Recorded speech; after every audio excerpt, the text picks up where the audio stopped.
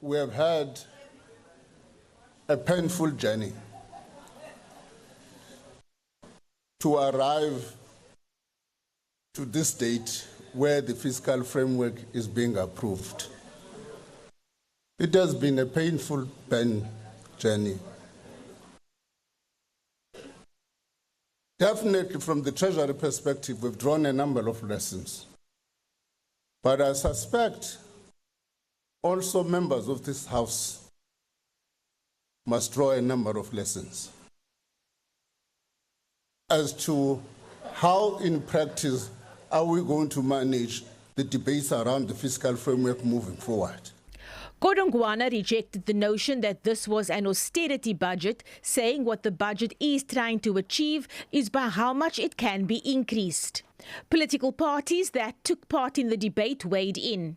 With this budget, government will make more efforts to improve people's lives and livelihoods because the ANC-led GNU, people come first.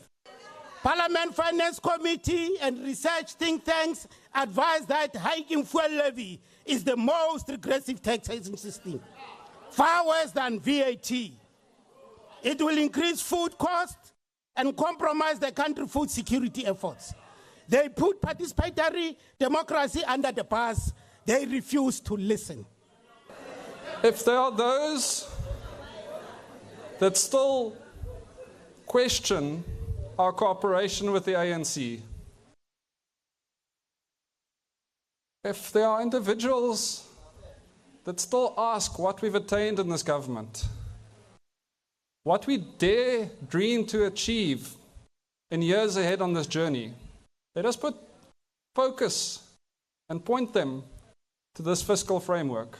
It's a story that runs far deeper than the headlines of too much expenditure, too much debt, and too little economic growth. This budget is tabled in the middle of a prolonged economic crisis, yet it offers no plan to address the crisis. There is no stimulus package, no bold intervention, no new direction. Strengthening local government is a core pillar of the IFP's governance vision. We are encouraged that fiscal allocation are beginning to reflect this decentralization agenda, which must include improved municipal revenue collection, the professionalization of local administrations, and the enhanced delivery of basic services. This budget has tested the GNU to the limit. Many coalition governments like Germany has fell apart because of budget differences. Our GNU is solid. Our government passed its first and hardest test. If we don't take care of the expenditure and real cost-effective expenditure, we'll never get out of this fiscal crisis. That does mean every rand and every cent must be spent to the benefit of South Africa and each South African. I thank you. When evaluating the fiscal framework, we must first ask, what does it do to create jobs? Because only sustained economic growth of at least 3 to 4% will lift South Africans out of unemployment. The painful truth is that we have not seen this growth above 1% for many years. Even now, Budget 3.0 projects an overly optimistic but still inadequate growth rate of 1.4%.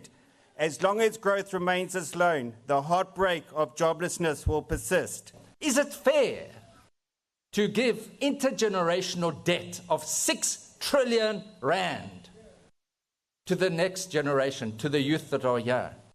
Are they holding us accountable? Where are those voices that are saying we do not accept that intergenerational debt of 1.2 billion rand per day just to service those debts? And it is crucial that the economic growth models are improved. The worst part of it is the amount of money you are going to generate from fuel levy is minuscule. If you were to compare it with the impact that it's going to have on the economy, the knock-on effect.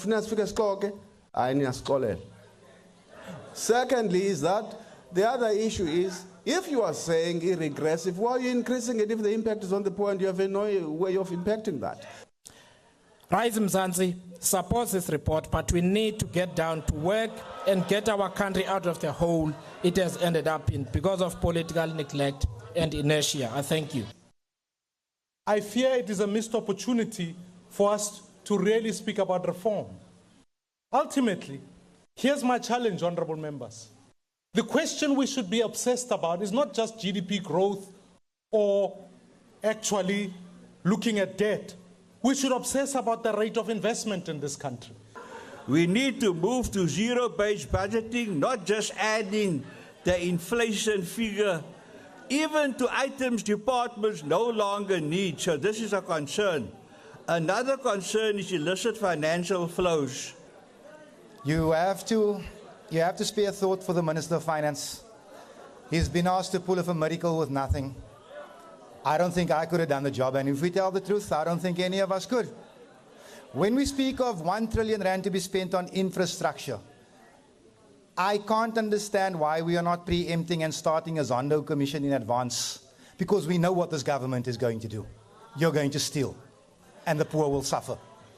The NCC is not here today to deliver a lecture. It's to tell you the truth. This GNU has done nothing for this country but fall from one crisis to the next. The next crisis is around the corner. This 2025 fiscal framework is not the people's budget. It's for the elite. A high increase in fuel levy, knowing very well that it will hit the working poor hardest. Taxi fare rise, food price spike, and every household feels the pressure. But still, no wealth tax, no land tax, no real action on multinational corporation profit or illicit financial flows. This budget shows us what happens when politics trumps policy. While parties jockey for power, millions remain hungry, millions remain unemployed. So today's vote is not whether budget 3 or 2 is marginally better than the other. There's no going back.